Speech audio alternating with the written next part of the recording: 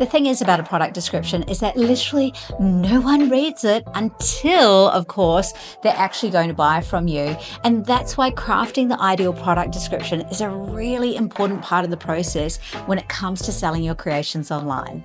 My name's Lena Broughton and I'm the very proud owner of madeit.com.au, and we're the leading handmade marketplace in Australia, and we have over 800 artisans on the platform. Now, if you're here, you are in the right spot. Each week I'm going to be sharing with you tips and tricks about how you can simplify and amplify your journey online, because you're not on your own. We're all in this together, and when we work together, magic happens. There's magic in handmade, right? So let's jump in and let's talk about crafting the ideal product description. Before we jump into kind of like the specifics that you need to be including in your product description, I wanted to go through really about kind of the purpose and how it works with your product description, because as mentioned, it really becomes that important information when someone is getting ready to hit purchase or add to cart or shop now, whichever one it is. But also as well, it's also for SEO purposes. Now, if you didn't see the video that I released on this previously, it's about what is SEO, which is search engine optimization. Search engine optimization, and why it's really important across the board with when you're selling online. But your product description is one of the key areas after your product title that the little crawlers that are all over the internet are going to really pick up on the key words that you have in your product description. So again, you would have already put the great descriptions on your images and the alt tags and all of that aspect, but that description is your opportunity to really add juice into what it is that you're selling so that you can be easily found online. Now, whether or not you're selling through a marketplace like Made It, I'd love to invite you to come on over and check us out. But also, whether it's through your own website or whether you're through a different marketplace, it's still really important that you build into that product description those juicy keywords so that you can be found on Google or you can be found in general searches when they are happening. There's lots of different ways that you can lay out a product description, but the first thing that I would really suggest is that you keep it quite simple and quite factual.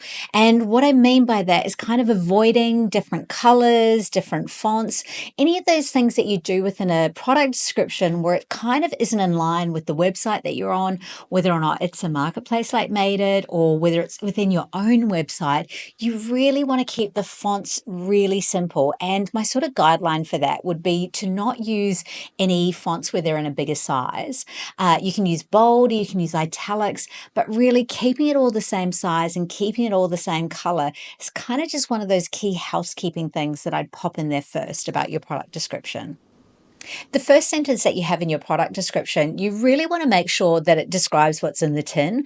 I guess it's a term that you've probably heard me say already if you've been here for a while, but if you're new, you'll get to know my terms and phrases a little bit.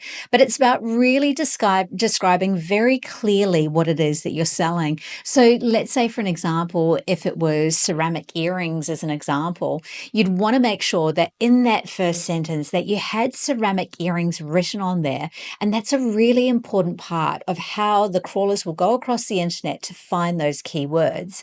Now, to add a little bit on top of that, there's a few different ways that you can do this is, rather than saying these ceramic earrings, these are ceramic earrings, right, as your first sentence, you might want to put something like, these ceramic earrings are handmade with love by Artisan, blah, blah, blah, pop the name in the location, wherever that is, and using, like, let's say if you've got a particular gold feature on it as well that you might be using, add that into that first sentence. And then all of a sudden, you're absolutely being factual, but you're also taking the person that's buying from you on that bit of a journey, that heart journey, right, to really connect into what it is that you're creating.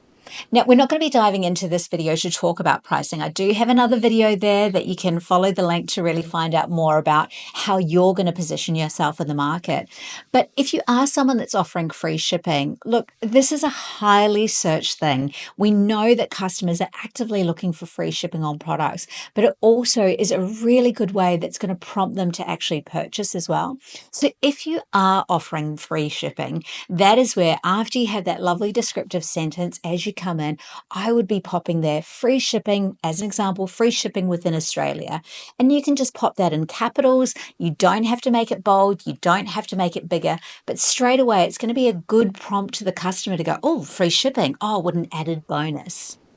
One thing that we know for sure when it comes to e-commerce is that 90% of people, I'm going to say it's probably even 99% of people, don't read anything. So therefore, you want to make it really easy to put in all the information that you need to have there. Now, I'm a huge fan of bullet point information. So let's say, for an example, if you're making a natural organic oil or perhaps a cream or something that you've got, you could literally have written there natural handmade ingredients or organic ingredients, and then literally have the bullet points underneath all of the items that are actually in that product. Now, the same goes for if you're creating another product where the ingredients are a really important part of the selling process. And so just putting it in bullet points means that the customer can go through and they can look really quickly and have a look if it's what they're looking for. Or in other words as well, if they're on their mobile, it's super easy for them to read. You know, the one thing that I am constantly surprised at that I don't see on artist descriptions. Have a guess. Have a guess. It's size. And it's such a mystery to me because I think that when we've got images up there and because we know our products so well, right, we almost have an assumption that people who are watching or people who are looking are going to straight away know what size your creation is. Trust me, they don't. Now, look, if you're doing ceramics like, say, a mug or a bowl, I think it's a really good idea to actually have like a milliliters size in there as well as the actual dimensions. So let's say for a coffee cup, for an example, you could say, hey, this is like a small takeaway coffee. It's 200 mils. And then you could literally write, 8 centimeters by 5 centimeters or whatever the specific dimensions are that you've got, so that the customers can straight away have a look at home, have a look at what they've got, do a quick measure and make sure that it's the right size. Now, the same goes for artwork. Oh my goodness. You know how easy it is to misunderstand the size of a painting when you're sort of doing that style of image where it's just on a wall. Now, that could be the tiniest little 10 by 10 centimeter picture, or it could be 1 meter by 1 meter. The customer will find it really difficult to make that understanding purely from an image. So make sure that you're having in those bullet points a very clear description of the actual size of your creation. If your product has got really specific special care notes in it, so again, that could be if it's a cream and you're saying, that you need to beware or test the product on yourself first in a small patch, you want to make sure that that's in the product description. In the same way that if you've got a beautiful handmade, like a resin item that you've created and it's not suited to go outside, even though it might look like something that you pop in the garden, you want to make sure that you have that very clearly down the bottom. Now that I would put, your asterisks that you might have there and have please note and perhaps have please note in bold and italics, and then literally have the instructions just in that normal font again, because you want to make sure that when the customer is buying from you, that they really understand those key points. When it comes to the language that you're using in your product description, and look, if you're using ChatGPT as well to build out your product descriptions, one of the things that I always put when I'm using ChatGPT is to make sure that the language is maintained to be at the comprehension of a 12-year-old. And look, to be honest, I actually use 10-year-old because I think that the more simple that you can make it, the more easy it is for the person who's reading it to understand and process that information really quickly. You might have more technical aspects that you want to include in your product description, and perhaps that's specifically to do with your craft and your techniques. But I'd also encourage you to take that and go, how could I simplify it? And is there another way that I could be describing it? One of the techniques that I've seen quite recently, which I love, and I thought it worked so well in a product description, is the use of questions. And so this is where you can literally go through and think in your mind about what might the customer be thinking about this piece. And let's say, for an example, if it's something really delicate, how is this item shipped to me? And you could put in there, we ensure that every single one of our handmade creations or my handmade creations are packed with care care and love to make sure that they arrive to you in one piece. It might be that you're putting, the question might be, is your packaging sustainable? Now, if you're specifically using sustainable packaging, what a great way to feed it in, but where the customer goes, yes, I am concerned about sustainable packaging, and you're popping that in as a beautifully answered question. Now, I know we already spoke about colors and font sizes and different fonts. Don't use different fonts. But the other thing that I would make sure that you're not including is hashtags.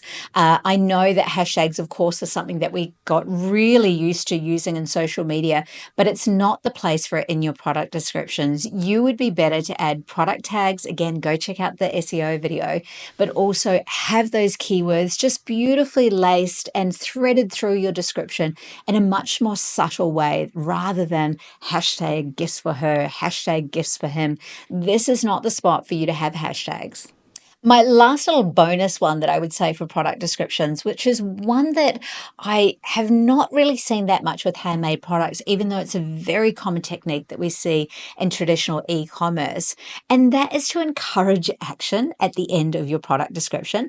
If you can imagine, you've got that beautiful introductory sentence, you've got the bullet points, you've got your sizing, you've got all of the details that you need there, and then literally at the bottom, you might have a spot that says, these handmade treasures sell out so quickly, or this handmade treasure is a one-of-a-kind item, so won't be here for long, so pop it in your cart and I'll have it shipped out to you today. Something like that to really encourage the customer to take action. And even it could be that, if you guarantee that you actually wrap the product on the same day and get it ready to be fulfilled, or perhaps you fulfill it so that the customer gets that automation, then that's a great thing to pop in the description, because it reminds the customer about who you are and that you really have a lot of love and care with what it is that you're creating. So if you're working on your product descriptions and you would like me to go and have a look at your product descriptions, just pop a link in the notes, in the comments, and I'll jump on over and check out your product description, and I can come back and give you some feedback.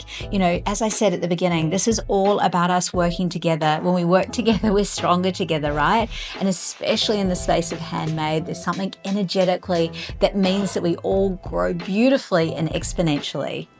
If you enjoyed this video, I would love it if you could pop a comment down below. I really do love to hear from you, and let me know where you are as well. I'd love to find out where you are in the world. But make sure as well that you like and subscribe. I put out a new video every Thursday at 7 p.m. Australian Eastern Daylight Savings Time.